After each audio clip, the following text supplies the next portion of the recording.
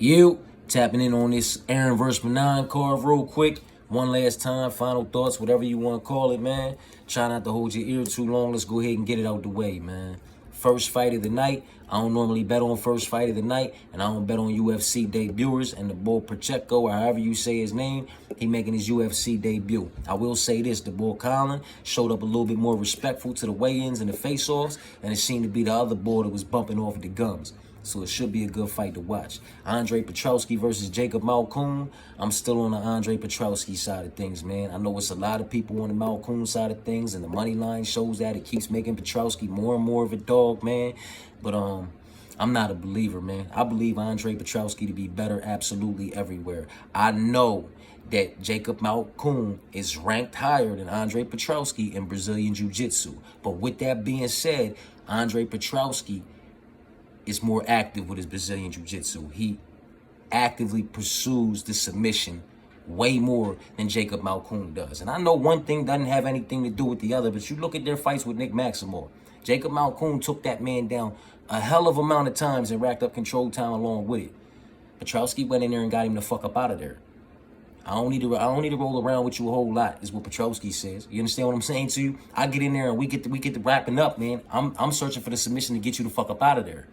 You understand what I'm saying to you? Like, he's more active with his Brazilian Jiu-Jitsu. He's stronger in the clinch and in the grappling and in the wrestling exchanges, and he's more powerful on the feet. Now, this is all just my personal opinion. This is all just my belief, you know, but that's why I side on the Petrowski side of things, man. Not only is he active in his UFC career, but while in his UFC career, he's actively pursuing grappling competitions outside of the UFC. You understand what I'm saying to you? You look at Phil Halls, who knocked out Jacob Malkoun. You know, Andre Petrowski beat him in a grappling competition, which isn't fighting. You understand what I'm saying to you? But if you're telling me that Malkoun's path to victory is grappling and wrestling and racking up control time on Andre Petrowski, I'm telling you I'm not a believer. You understand what I'm saying to you? I believe all of that to be in the favor of Petrowski because he's actively keeping all aspects of his fight game, you know. He's just very active with all of it. You know what I mean? He's fighting MMA. He's over here competing in motherfucking grappling. He's over here doing the wrestling thing with the youngster. Like, he's very active with everything that he does. You understand what I'm saying to you? So that is why I'm very strong on the Petrowski side of things. I get it. You know, Malkoun has got some wrestling and he's racked up some takedowns, but I don't see that happening against Petrowski. If you're telling me that's his path to victory, I'm telling you, you're fucking wrong. But I might have to swallow all this next week. You know, it happens. It's how the ball bounces and the cookie crumbles. Dudikova versus Gatto. No pick women's MMA. I don't bet on female MMA, but I do lean Dudikova. But we are in the doghouse, so I don't know what you're expecting. Aslan versus Turkali. Now, I know everybody's high on Aslan. He's on a 5-fight, you know, first-round knockout streak and all this, that, and the third. He's going to sleep this young man. But Aslan was also on a 6 or 7 first-round knockout streak prior to fighting Anton Turkali the first time. And Anton Turkali choked his ass out in the second round, stood over top of him, and talked completely fucking filthy to him. Like, that fight was a mess. I've watched it a dozen times. It was an absolute mess from both fucking sides. There wasn't nothing nice or pretty about the fucking fight. You understand what I'm saying to you? Aslan just came in there and blew his fucking load. It wasn't enough. And Turkali was able to choke his ass out in the second round. You understand what I'm saying to you? And it was a fucking complete mess, but they were both undefeated. And they were talking crazy shit to each other. And the boy came in there, blew his load, took a fucking loss. This man stood over top of him and talked absolutely filthy to him. Now, he's going on a 5-fight first-round knockout streak since then, and we've seen Turkali come into the UFC and not have such a good run at it. But he was fighting Jay Almeida, and then even Tyson Pedro. Everybody he's fought in the UFC has been better than anybody Aslan's fought outside of the UFC. You understand what I'm saying to you? He's still got his UFC jitters out the way, and he's got a few fights under his belt inside the UFC. You understand what I'm saying to you? That's way more than Aslan can say. Not only is he coming in there tonight with the UFC jitters, walking to the octagon for the first time, making his UFC debut, he's got all these emotions going crazy inside of him because he wants to get this motherfucking win back and prove it was a fucking fluke. That's too much for me to be worrying about betting on somebody when they get ready to fight, man. So I lean Turkali because he's got the UFC experience. He's got them jitters out the way. He knows what it's like to finish this man. He knows what this man's going to be coming full fucking force from the door to try to get that dub back, on top of the UFC adrenaline dump from the debut. I don't know how Turkali's not the slight favorite coming into this on the money line, but I get it, I guess, man. Moving on, Dennis versus Conor. It's no pick, you know what I mean? Conor's making his UFC debut. I haven't been too impressed with Dennis. If I had to lean which way, it would be Conor. Julio versus Hubert, absolutely no pick. The line's out of control. Everybody's really down on Hubert for the way shit's going as of lately for him, you know what I mean? And I get it. I completely dig it, you feel me? But if he gets a hold of anybody within the first 90 seconds of the first round, he could put him the fuck up out of there. And if he doesn't and is able to survive for the rest of the first round, he's got about 90 seconds in the second round too before he completely falls the fuck apart and shit goes absolutely shit. You understand what I'm saying to you? So that's a fight I just wouldn't touch, man. Verna versus Lupi, female fight. I don't bet it, but I'm picking Lupi to win that fight. Nate versus Jamal. That's Nate for me. I said it before. I'll say it again. The motherfuckers. I don't see anybody getting finished. You know what I mean? Unless it's Nate in the third round with like a few seconds left and Maul just catches him. You know what I mean? Because I see the fight playing out one round apiece going into the third, man. You understand what I'm saying to you? And in that situation, I like the dog and Nate to go in there and get it done, or get himself done in trying. You know what I mean? Like, you put Nate back up against that cage and you tell him, you got his goddamn coaches and his cornermen telling him, man, listen, I don't know, man, this one's close. You might got to go in there and finish this motherfucker. It might be 1 piece of 1. He might be up 2-0. Like, who the fuck knows? You got that. I like the dog and Nate to go out there and give whoever he's fighting 5 minutes of hell or die in the fucking fire trying. You understand what I'm saying to you? I'm on the Nate side of things, man. Chitty versus Riz. I was originally leaning Riz, just based on the fact that, you know, it's going to be a stand-up fight. Both these jokers have been knocked out. They both tall and rangy. Like I said, they both been knocked out, but Chitty more recently and twice in 1 year, which is never a good look. The volume I felt like might be on the side of Riz, you know what I mean? Because Chitty be having problems with his weight and things like that, man. So I was kind of leaning Riz, but then when I saw Chitty show up and make weight with a smile on his face, and then face off with this man Riz, you know, and Riz was just, you know, excited to be in front of another man who was going to stand and bang with him, and nobody was going to shoot him for takedowns. Like, the look in Chitty's eyes, man, was just too much excitement there. You know what I mean? It looked too dangerous. All I could see was the 1-2 down the pipe and motherfucking Riz going night-night. You know what I mean? So I decided to leave that fight completely alone. Bill Algeo versus Kyle Nelson, man. I'm still on the Bill side of things, man. You know what I mean? I'm a rock with him till the wheels fall off, until you show me he's washed. Now, I said this last week about Billy Quarantillo, and I had to eat them words, man. Hopefully 2 Billies don't make me look silly inside of 1 week. You understand what I'm saying to you?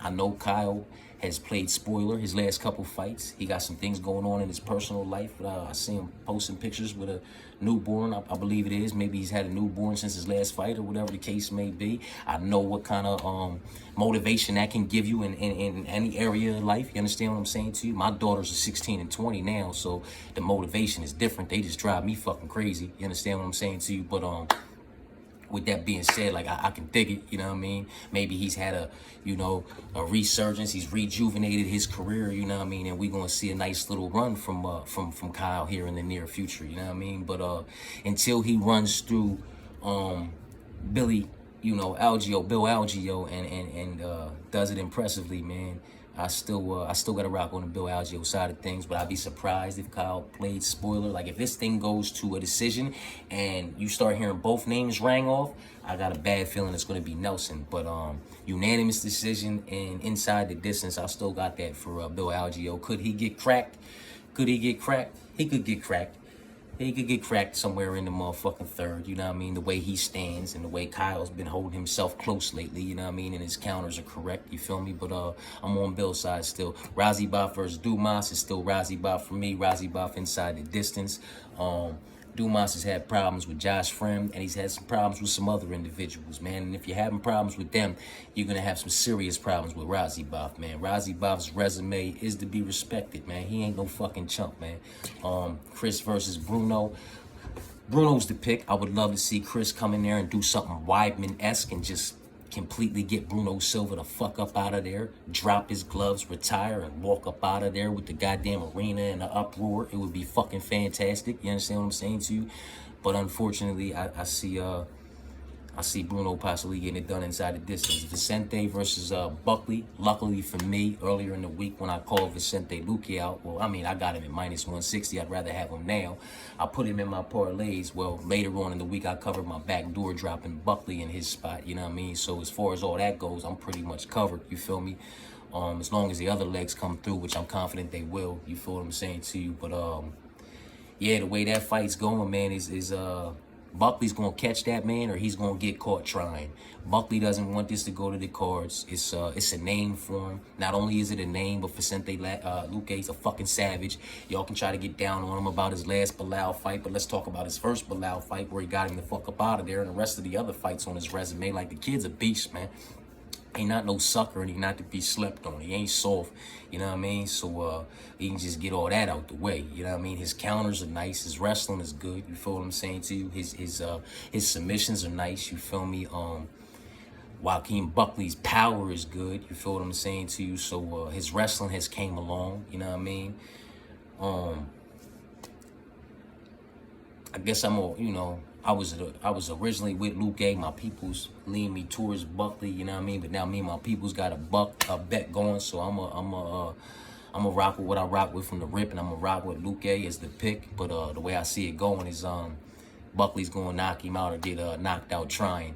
Erin versus Manon. It's Erin for me. It's Erin inside the distance. It's Erin in round 3 or round 4. You know, if it goes to a decision, it's unanimous. It'll be something stupid, like, you know, something out of 27 takedowns, even if it's like 6 or 7 out of 23 takedowns. Them 6 or 7 takedowns that Erin's going to rack up. She's going to rack up control time, and she's going to put in work. The rounds that she gets those takedowns in will be undeniable. It may not be easy early, and it may not be easy late, but somewhere in the middle, she's going to wear on her, and she's going to get her down, and she's going to put Manon in positions and compromisable positions and uncomfortable positions, you know what I mean, and possibly get her up out of there. I see her getting her up out of there late in the 3rd or early in the 4th, and if she doesn't in those rounds, she will have put her in such situations, you know what I mean, that those rounds will undeniably be hers. So, yeah, that's how I see it going, man. I'm going to go ahead and get out y'all way. No pick on the first fight with Colin and them. Petrowski's my pick. Dudakova's my lean. Turkali's my lean. Connor's my lean. No pick with the Julio and Hubert. Loopy's my pick. Nate's my pick. No pick with Chitty and Riz. Just gonna enjoy that shit. Bill's my pick, but I wouldn't be surprised if Kyle fucks some shit up. You understand what I'm saying to you? Rozzy Bob's the pick. Bruno's the pick, but I'm rooting for Weidman to do some Weidman-esque shit, drop his gloves and fucking retire. Vicente's the pick, but Buckley could clip him at any given time, and Erin's the pick inside the distance or unanimous decision. You understand what I'm saying to you? I appreciate y'all for tapping in. I apologize for holding y'all ear for so long. It was that Petrowski situation and that motherfucker Algio situation, man. I got the ripping off about them, but it is what it is, man. I hope y'all win with y'all bets. I hope y'all enjoy the fucking fights, man. And I'll be tapping in later on, man. Talking about my man's Cheppy Mariscal and all them motherfuckers that's gonna be popping off on the next card, man. Enjoy your night.